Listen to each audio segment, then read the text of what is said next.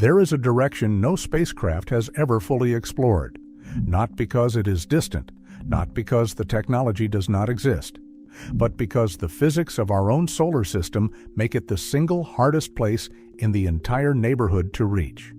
Straight up, directly above the Sun's north pole and directly below its south. Most people, when they think about the terrifying parts of space, picture the void between stars, the absolute nothing, the cold, dark silence where light from any sun becomes so faint it barely registers. That emptiness gets all the attention. It has been in every science fiction film, every documentary, every late-night conversation about how small we are. But the void between stars is just empty. What sits directly above and below our sun is something else entirely. It is not empty. It is not calm. It is not silent. And the deeper you look into what actually occupies that space, the more obvious it becomes that the void was never the terrifying part. The poles were. Start with what we know. Every planet in the solar system, every moon, every asteroid that formed from the original cloud of gas and dust that collapsed into our sun, they all ended up in roughly the same flat plane. The ecliptic, a disk, a thin sheet.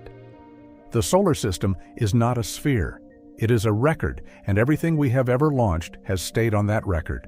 Mercury, Venus, Earth, Mars, Jupiter, Saturn, every probe we have ever sent, every telescope we have ever flown, all of them trapped at the equator of our own star, orbiting sideways, looking sideways, measuring sideways. The directions straight up and straight down have been, for almost the entire history of human spaceflight, essentially off-limits. Not forbidden, just prohibitively expensive in a way that made them, in practice, unreachable. The reason comes down to speed. The chair you are sitting in right now is moving around the sun at approximately 30 kilometers per second. That is roughly 67,000 miles per hour.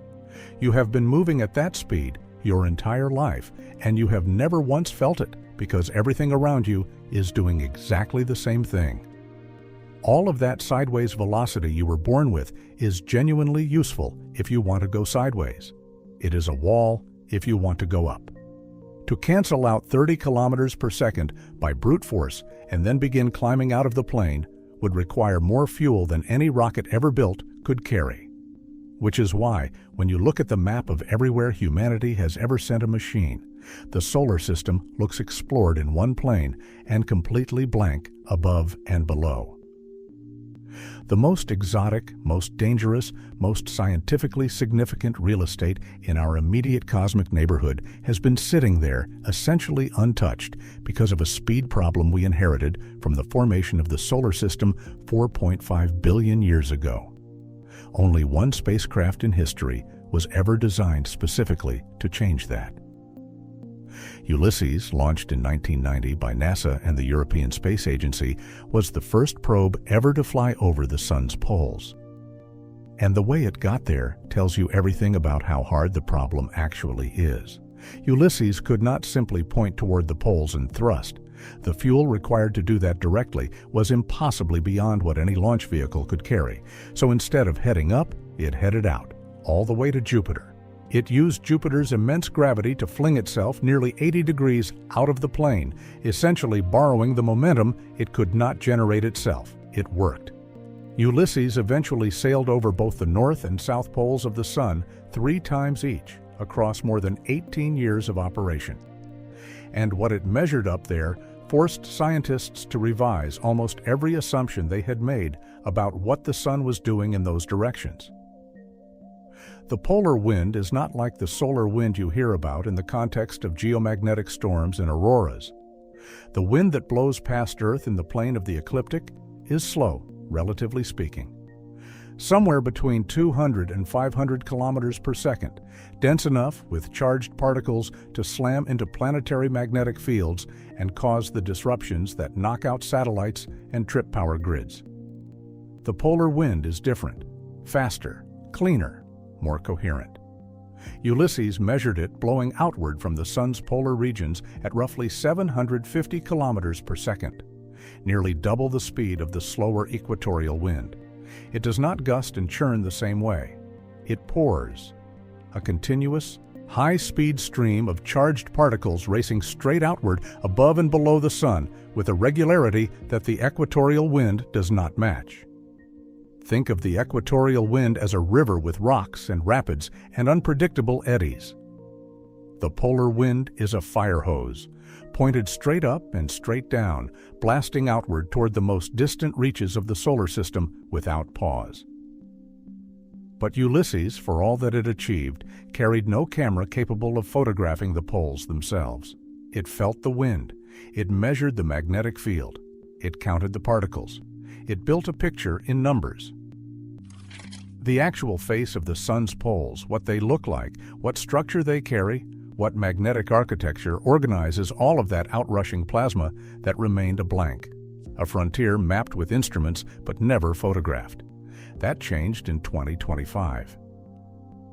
The European Space Agency's solar orbiter had spent years quietly bending its orbit, using repeated Venus flybys to tip its path further and further out of the ecliptic plane, trading sideways speed for angle the way you might tilt a coin spinning on a table, coaxing it slowly toward the vertical.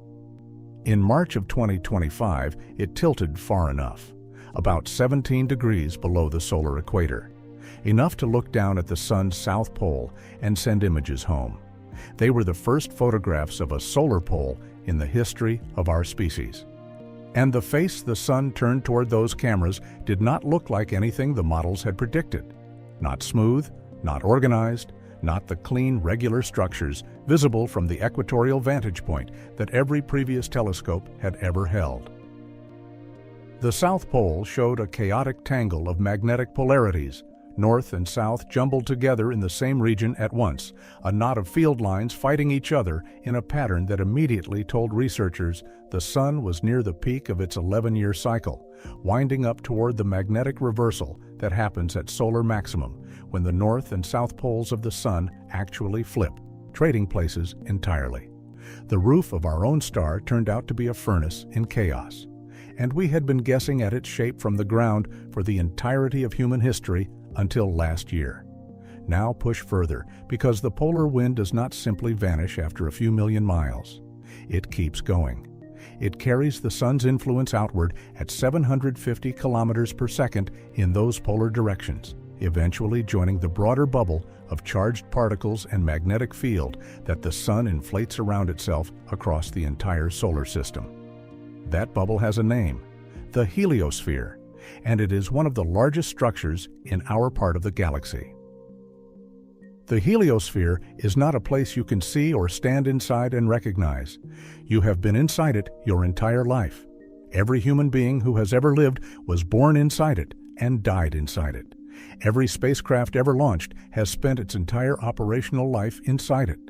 It is the sun's atmosphere in the broadest sense, a volume of space so large that it takes light roughly 17 hours to cross from one side to the other, where the solar wind dominates over the thin gas between stars, where the sun's magnetic field organizes the behavior of charged particles across a region that dwarfs anything the human mind is naturally equipped to picture. For most of the history of science, the textbooks drew the heliosphere as a shape like a comet. A round, blunt head facing the direction of the solar system's travel through the galaxy, and a long, streaming tail pulled behind it. It was a logical picture. It looked right. It turns out it was probably wrong. In 2020, a team led by Merav Ofer at Boston University reanalyzed NASA data and produced a different shape. In their model, charged particles called pickup ions, atoms from interstellar space that get swept up at the boundary of the heliosphere and incorporated into the solar wind, seem to leak away from the supposed tail region far too quickly for any long tail to hold together. Their preferred model produced something that looks less like a comet and more like a deflated croissant, a central puffed volume with two lobes curling off the sides where the fast polar wind punches outward, but no long tail behind. Other researchers have challenged the model. The debate is genuinely unsettled, and the reason it is unsettled is the same reason so many things about the polar directions are unsettled. We have never looked at the heliosphere from outside. Every model we have built is constructed from the inside, from particles counted at specific locations by spacecraft moving through the bubble, never above it, never looking down at its whole shape the way you would look down at a river from a bridge, rather than swimming through it, trying to guess its width. The two Voyager probes crossed the outer edge of the heliosphere, the heliopause, where the solar wind finally loses its battle against the pressure of interstellar gas. Voyager 1 crossed it in 2012. Voyager 2 crossed it in 2018. Both of those crossings happened in roughly the plane of the ecliptic near the solar equator. They poked through the wall at 2 points and told us about the conditions at those points. They could not tell us the shape of the wall any more than two people standing in two doorways of a building can tell you what the building looks like from the outside. The shape of the bubble that has protected Earth from the full force of interstellar space for 4.5 billion years remains one of the great unanswered questions in heliospheric science. And the directions most likely to reveal it are above and below, where the fast polar wind has been pushing that boundary outward for billions of years. What does the heliosphere face at its boundaries? This is where the word terrifying starts to earn its place. The interstellar medium is not empty. Empty would be almost comforting. What fills the space between stars is a thin but deeply hostile mixture of gas, charged particles, cosmic rays, and magnetic fields that do not care about you or anything that emerged from our particular star. Cosmic rays are one of the most violent products the universe manufactures. They are atomic nuclei, mostly protons, that have been accelerated by supernova explosions, black hole jets, and other high-energy events across the galaxy to velocities approaching the speed of light. They carry energies so extreme that individual particles can carry more energy than a fastball thrown by a professional baseball pitcher, compressed into something smaller than an atom. The heliosphere deflects a substantial fraction of them. Not all, but enough that the particle radiation environment inside the heliosphere is meaningfully less hostile than the environment outside it. Astronauts on the International Space Station receive significantly more radiation than people on Earth's surface. Astronauts traveling beyond the Moon and outside the Earth's magnetic field receive more still. Astronauts who someday travel beyond the heliopause will step into an environment where the cosmic ray flux increases by roughly 75% above even what Voyager measured just inside the boundary. The heliosphere is a shield. The space above and below the Sun's poles is where that shield is being constantly pressured, constantly tested, and the shield does not hold perfectly in those directions. The fast polar wind inflates the heliosphere more forcefully above and below, but it also creates the lobes, the regions where the geometry of protection becomes complicated and where cosmic rays can find routes inward that the geometry does not seal cleanly. Above and below the Sun is both where our protection is strongest in velocity terms and where the shape of that protection is least understood. Go further out, past the heliopause, past the region called the heliosheath, where the shocked solar wind piles up before finally yielding to interstellar pressure. Past the bow shock, where the heliosphere plows into the interstellar medium at the solar system's travel speed of about 23 kilometers per second. Out there, above and below the poles, in a vast spherical shell whose inner edge begins somewhere around 2,000 times the Earth-Sun distance and whose outer edge may extend as far as 100,000 times that same distance, sits the Oort cloud. The most remote and least understood part of our solar system. No spacecraft has ever reached it. No telescope has ever directly imaged it. Its existence is inferred entirely from the behavior of long-period comets that fall inward toward the Sun on orbits that can take millions of years to complete. When those comets arrive, their trajectories trace back to a shell of material surrounding the solar system in every direction, including directly above and directly below the poles, forming a roughly spherical reservoir of perhaps trillions of icy bodies left over from the formation of the solar system and scattered to enormous distances by the gravitational influence of the giant planets over billions of years. The Oort cloud in the polar directions is exposed to the galaxy in a way that the objects in the plane of the ecliptic are not. The gravity of passing stars, the gravitational tidal force of the Milky Way itself, and the gravitational influence of giant molecular clouds that the solar system drifts through over million-year timescales all perturb the Oort cloud, jostling its members and occasionally sending one of them falling inward on a new orbit toward the Sun. The polar regions of the Oort cloud are the most susceptible to these galactic perturbations. They face outward toward the open galaxy more directly than the objects orbiting in the plane, which means the space above and below the Sun at its most distant extent is a zone constantly being stirred by forces from outside the solar system entirely. Forces that operate on timescales far longer than human civilization has existed. The terrifying part is not that this region is violent in the way an explosion is violent. It is that it is being slowly, continuously reshaped by a galaxy that does not know or care that we are in it. Here is the thing about all of this that does not get said often enough. The void between stars, the place that gets called the most terrifying emptiness in space, is actually quiet. Cold, dark, almost nothing. But nothing is stable, nothing persists, nothing reshapes your home without asking permission. The space directly above and below our Sun is doing all three simultaneously. It is blasting outward with some of the fastest plasma our star produces. It is inflating and deforming a shield we depend on for our long-term survival as a species. It is being pressured from outside by cosmic rays and interstellar gas, moving at speeds that make our fastest rockets look stationary. And at its outer edge, it is being perturbed by the gravitational architecture of an entire galaxy. The void does not do any of that. The void just sits there. It is the directions everyone ignores, the poles, that are doing the actual work. In March of 2025, we photographed the Sun's south pole for the first time.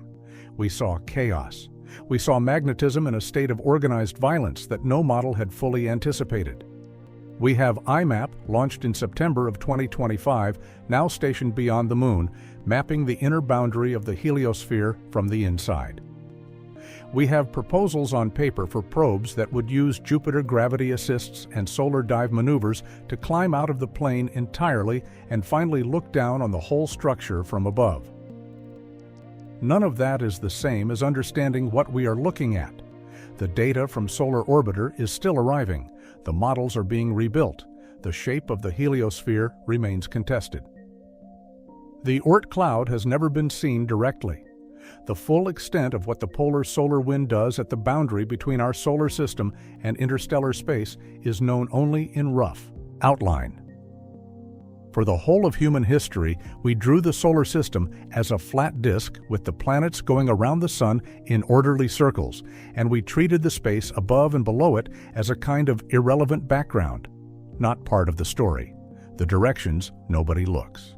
It turns out those directions contain the outer walls of the only protected space humanity has ever known, the fastest and most energetic output our star produces, and the boundary zone where the galaxy actively reaches in and touches us, whether we are paying attention or not. The void between stars is cold and quiet, and honestly, a little boring.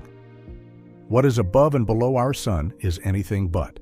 It has been there all along, doing all of this, and we are only just now beginning to look up. If you found this one interesting, the like button genuinely helps this channel reach the people who would appreciate it. And if you want to be here for the next one, subscribe now, because we are going to talk about what Voyager 1 actually experienced the moment it crossed the heliopause and left the solar system behind. The data it sent back was not what anyone expected, and what it suggests about what is waiting outside is still not fully understood.